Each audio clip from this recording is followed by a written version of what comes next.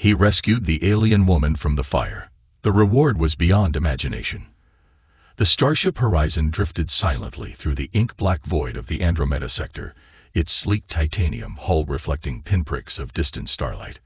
Commander Erica Novak stood at the bridge's main viewport, her lean frame slightly tense, fingers drumming an unconscious rhythm against the reinforced glass. Sector scan complete. Lieutenant Marcus Reyes called out from the navigation console. No significant anomalies detected. Erica nodded, her short-cropped silver-streaked hair catching the soft blue ambient lighting of the bridge. At 42, she was a veteran of deep space exploration, with over 2 decades of interstellar missions under her command. This expedition was supposed to be routine, a standard survey of uncharted star systems along the galactic rim. But nothing about space was ever truly routine. A sudden sharp beep from the sensor array broke the bridge's calm. Marcus leaned forward, his dark eyes narrowing. "Commander, we're picking up an unusual energy signature. It's not matching any known configuration in our database." Erica moved quickly to his console, her military training kicking in.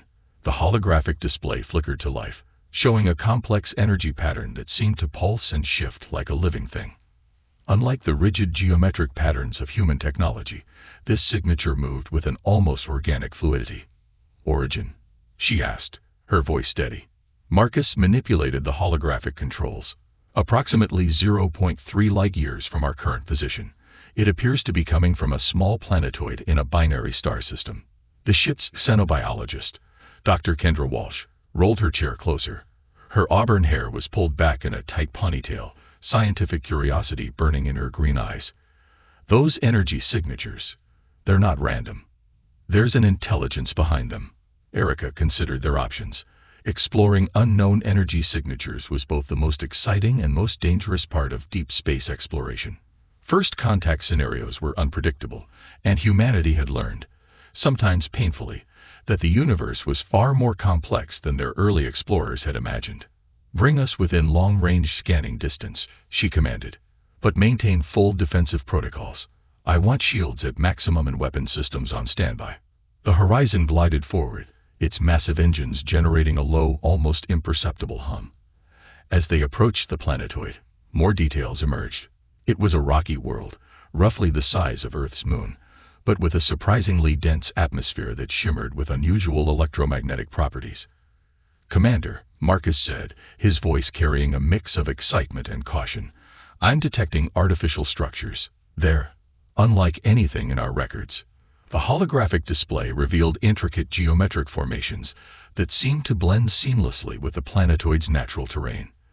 They weren't just buildings, they were more like living systems, with structures that appeared to breathe and shift subtly. Dr. Walsh leaned closer to the display. "These aren't just structures. They're potentially a form of integrated biotechnology. The line between artificial and organic is completely blurred." Erica felt a familiar surge of adrenaline. This was why she had dedicated her life to space exploration. Moments of pure, breathtaking discovery that challenged everything humanity thought it understood about the universe. "Prepare a reconnaissance drone," she ordered. "I want a detailed scan of those structures. And keep our communication channels open. Passive mode only. We don't want to announce our presence too aggressively." As the drone launched from the Horizon's external bay, no one on the bridge could have predicted the extraordinary encounter that was about to unfold. An encounter that would challenge their understanding of intelligence, communication, and the very nature of consciousness itself. The universe, as always, had its own plans. The reconnaissance drone approached the planetoid's surface, its advanced sensors probing the intricate biomechanical structures. Dr. Kendra Walsh monitored the incoming data, her fingers flying across holographic interfaces with practiced precision. "Incredible," she muttered, more to herself than to her colleagues. "These structures aren't just buildings. They're more like living networks." Suddenly, the drone's feed erupted in a cascade of complex energy patterns. Unlike typical interference, these were deliberate, a form of communication that seemed to pulse with intelligence. Marcus Reyes called out, "Commander, we're experiencing an unusual transmission. It's not radio, not electromagnetic. It's something entirely different." Commander Erica Novak leaned forward, her years of space exploration telling her this was no ordinary encounter. The energy patterns began to resolve into intricate geometric shapes, then into what could only be described as a language, not of words, but of pure conceptual communication. Dr. Walsh's eyes widened. It's a form of quantum communication. They're transmitting entire concepts, not just information. It's like watching thoughts form and dissolve in real time. A holographic representation materialized on the bridge, a being that defied traditional biological classification. It appeared as a shimmering construct of light and energy, with flowing lines that suggested both form and formlessness. When it spoke, if spoke was even the right word, the entire bridge felt the communication as much as heard it. Observers, the being communicated, the concept washing over the crew like a wave of understanding. You approach with curiosity, not aggression. Erica stepped forward, her military training battling with her scientific wonderment. We come in peace, she responded, though she wasn't entirely sure how the transmission would be interpreted. The communication continued, a delicate dance of mutual exploration. The energy being, which the crew would later come to understand as a collective consciousness native to the planetoid, began sharing glimpses of its existence.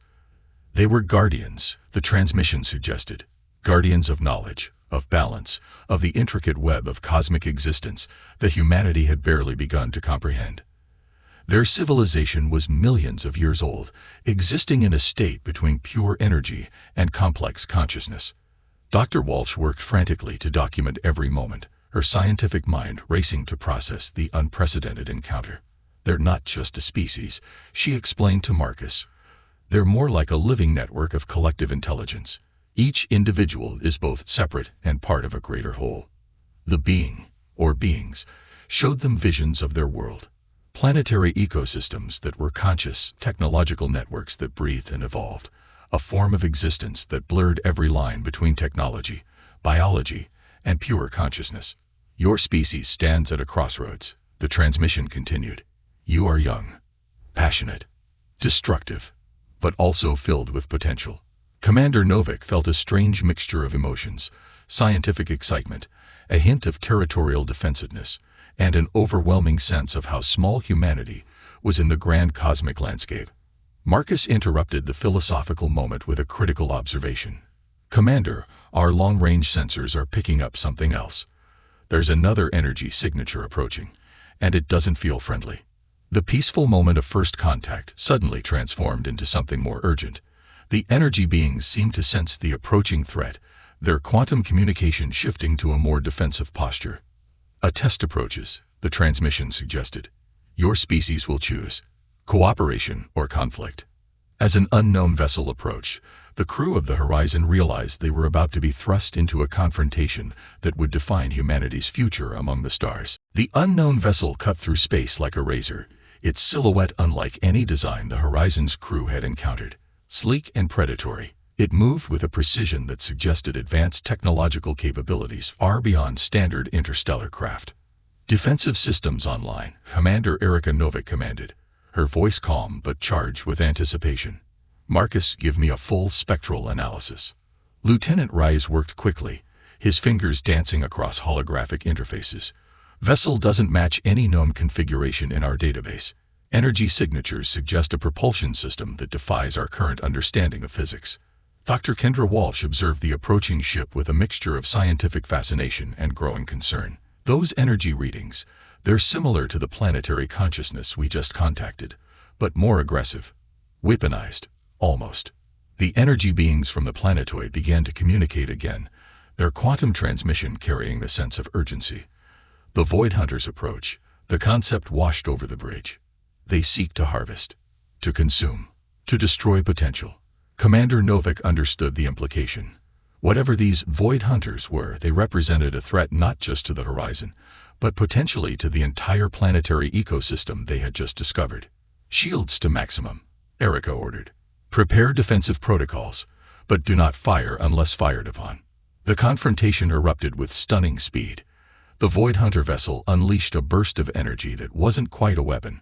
It was more like a quantum disruption field that threatened to tear apart the very molecular structure of its target. The planetoid's energy beings responded, Tendrils of quantum energy erupted from the planetary surface, creating a defensive network that transformed the entire world into a living shield. The horizon found itself caught in the middle of a conflict that transcended traditional understanding of warfare. "We're being pulled into some kind of quantum field," Marcus reported, his voice tight with tension. "It's protecting us." Dr. Walsh's scientific mind raced. "It's more than protection. We're being integrated into a defensive network. The planetary consciousness is using our ship as part of its collective defense mechanism."